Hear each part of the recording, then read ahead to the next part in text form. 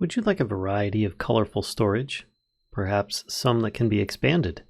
Maybe something that will pick up, magnet, filter, void, compact, smelt, smoke, blast, craft, cut, stack, play music, and even feed you? Yeah. Welcome to the Mischief. I'm Valen, and this is Sophisticated Storage. So as the name implies, this mod can be sophisticated, but honestly, it's rather intuitive and somewhat easy to get into. It can be very powerful with its storage options, but also with what these storage containers can offer you. So let's start with the basics. Yes, there are a plethora of colors for you to choose from, as well as different wood types, and it's not just restricted to something like barrels or chests or shulker boxes. You can have all three with any of these upgrades that I discuss throughout this video. So how does one make some of this sophisticated storage? You start with the item in question, whether it be a shulker box, a regular barrel, or a chest. You just have one of those, and you make a basic tier upgrade. This is your starting point, where it converts your storage item into a sophisticated storage. It's made with some sticks and a redstone torch. It's rather inexpensive, and you just right-click. It will use up the item, but I'm in creative, so I have infinite amounts.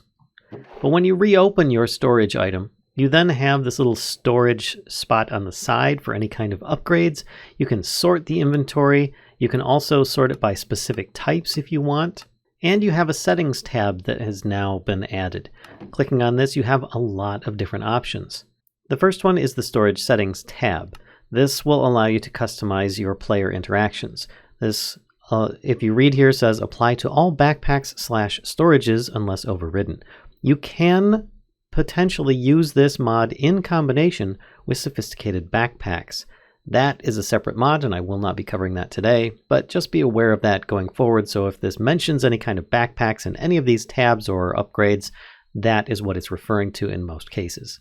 So you can tell this to apply its settings to all backpacks and storages unless overridden, or just to the storage itself. By having different upgrades, you might have other tabs available to you, and that's what this refers to when it says here for an option of shift-click into open tab first. So if you have an open tab that allows you to smelt an item, for example, this would mean that you would shift-click anything from your inventory here into the barrel, in this case, just by going into this. If I had an upgrade that would allow me something else, it would then go into this upgrade slot instead of the barrel. Keeping tabs open, this will mean that if I exit this thing and come back in, the tab itself would actually stay open.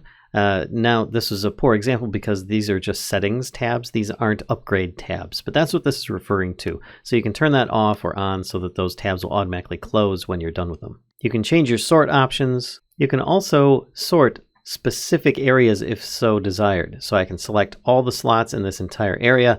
I can select no slots. With your sorting settings, you also have the option of potentially choosing different areas that you want to sort and other areas that you do. So now you can see we've got this pink area. If I choose to sort the inventory, some of it will stay frozen in place and unaffected by the sort option that I just chose. Then you've got ways of selecting areas that will only allow specific items in your storage. And then there's the item display settings. This here allows you to choose a specific item in this storage unit that will represent the storage itself on the outside. So if I choose this stone here, and actually I can choose a different color so that it'll be a little bit different and easier to tell what it is, then it will say there's a stone displayed on the outside.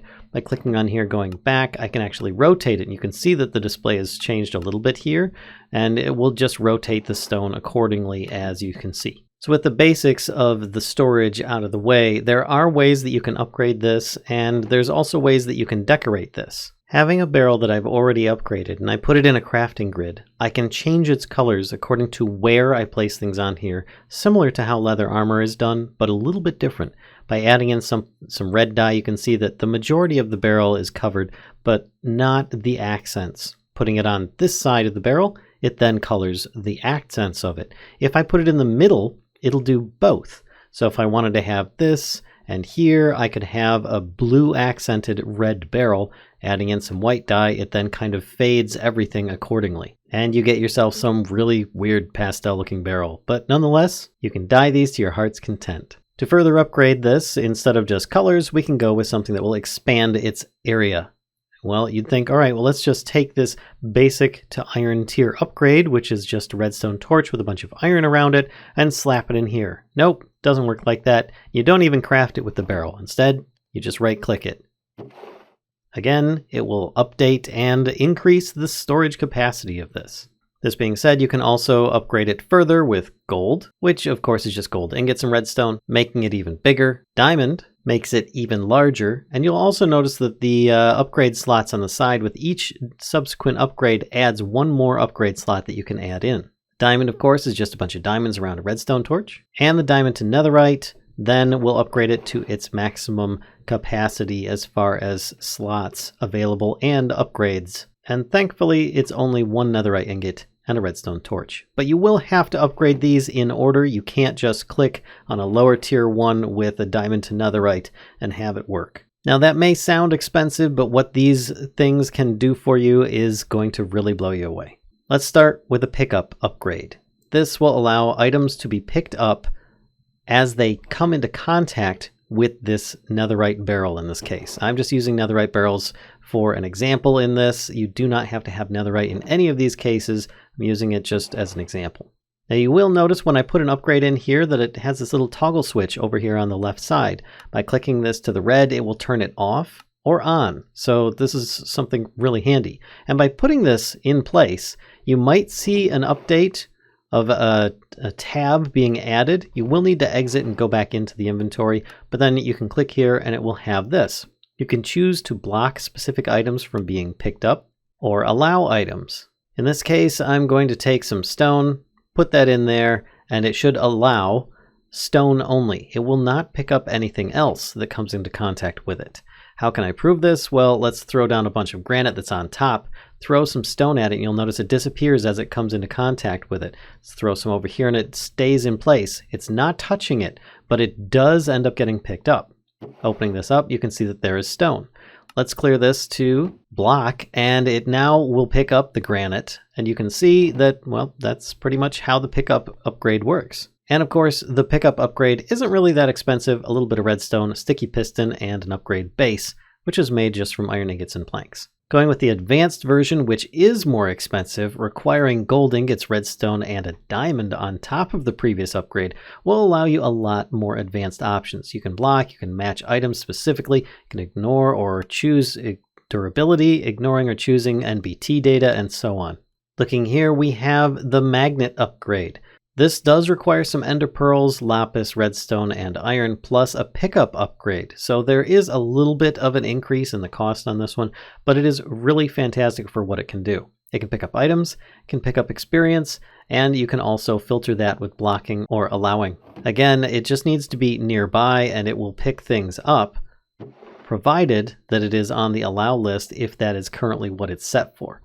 Picking that up, all those are gone, and you can now see that as I toss things out, they all just get picked up by this magnet upgrade, which is really nice. Next, we've got a compacting upgrade. This one requires an upgrade base, plus a little bit of iron, pistons, and redstone. And with it, you can, with the base version, not the advanced version, combine 2x2 items. In this case, we've got oak planks, and I've got some glowstone dust. Now, nothing is set to block. It is set to compact anything, and it works on the UI as well. So you do have a few options up here, but it's turned off.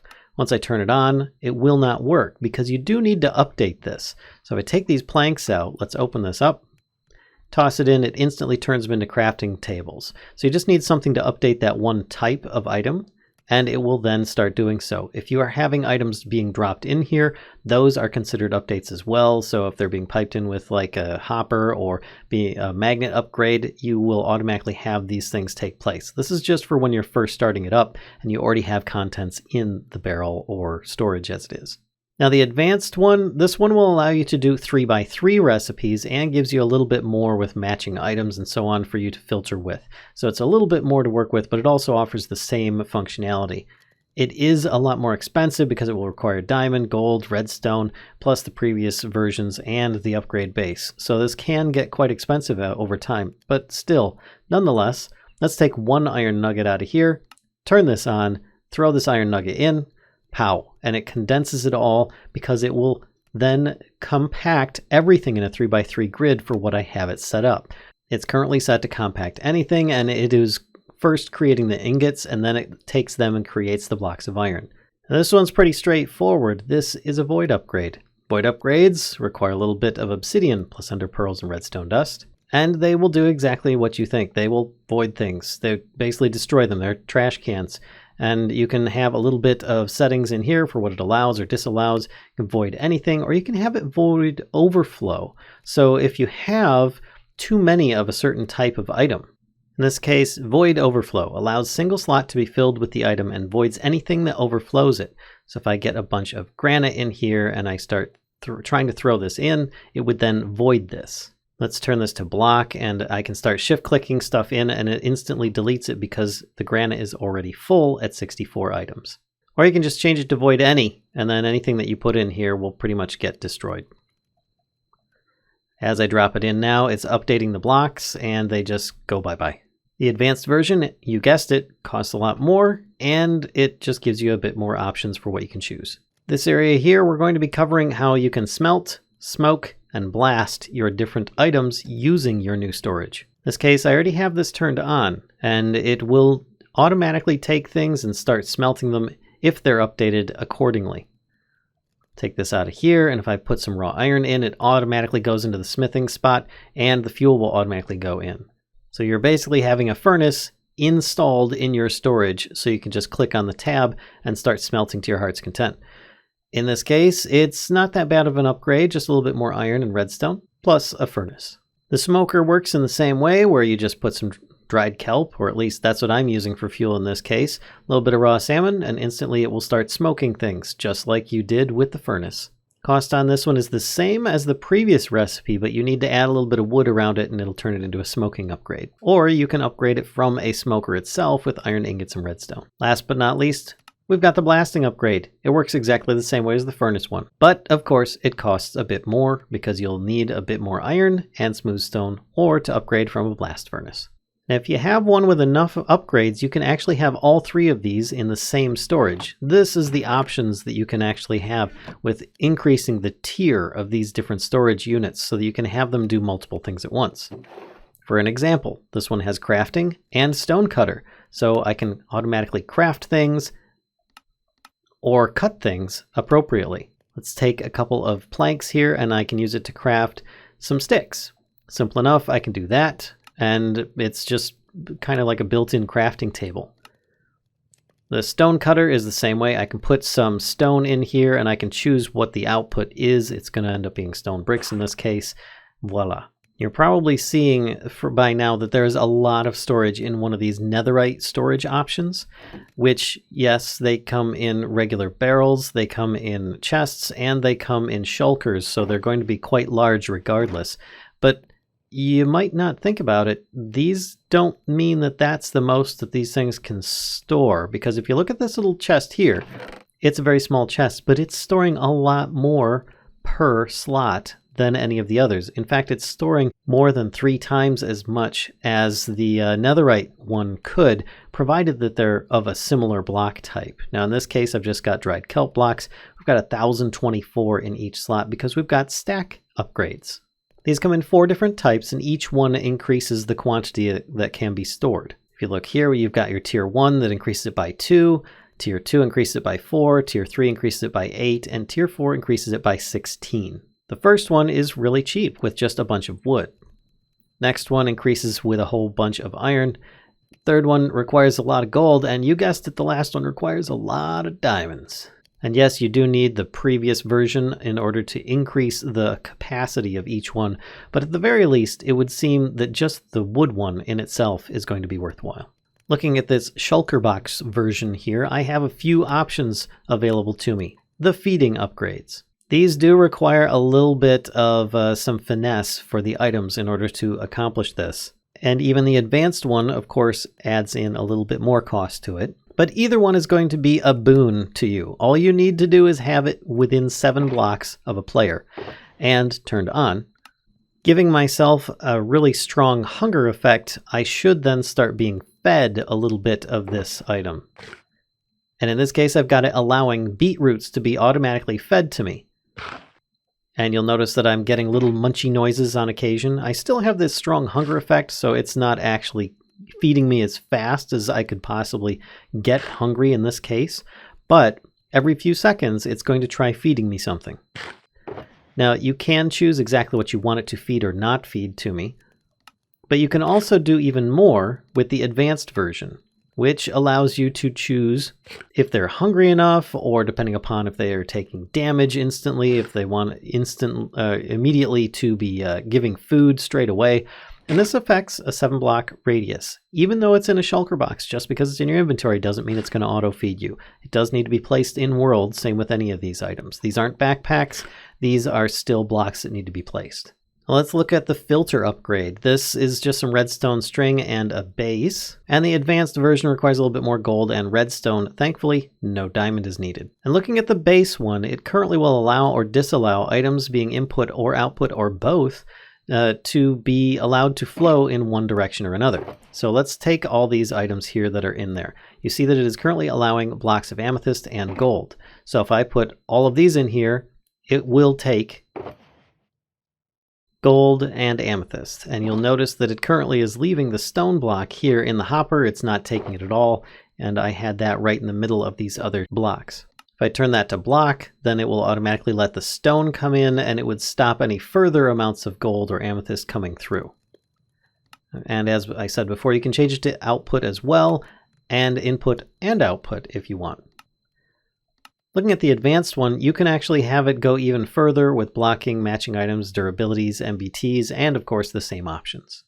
And last but not least, let's look at this monstrosity. I currently have this thing automatically setting up and making fuel. Just by taking kelp and throwing it around here, if I have some kind of farm or something like that, automatically dropping these things on the ground, they're going into this chest. Yes, it has an advanced magnet upgrade. It also has an auto smoking upgrade, which I have set to start smelting kelp. It's also cooking kelp. Well, how's it doing that? With a compacting upgrade, which is taking dried kelp and making dried kelp blocks from that fuel that is currently being made. And with all that in play, you can even play a jukebox on here from a jukebox upgrade, requiring a jukebox, upgrade base, some iron, and some redstone. And that about does it for this episode. If you enjoyed this video and would like to see more, please be sure to give a like, comment, subscribe, stop by on Twitch, click that notification bell on either platform. And until next time, folks, I'll see ya.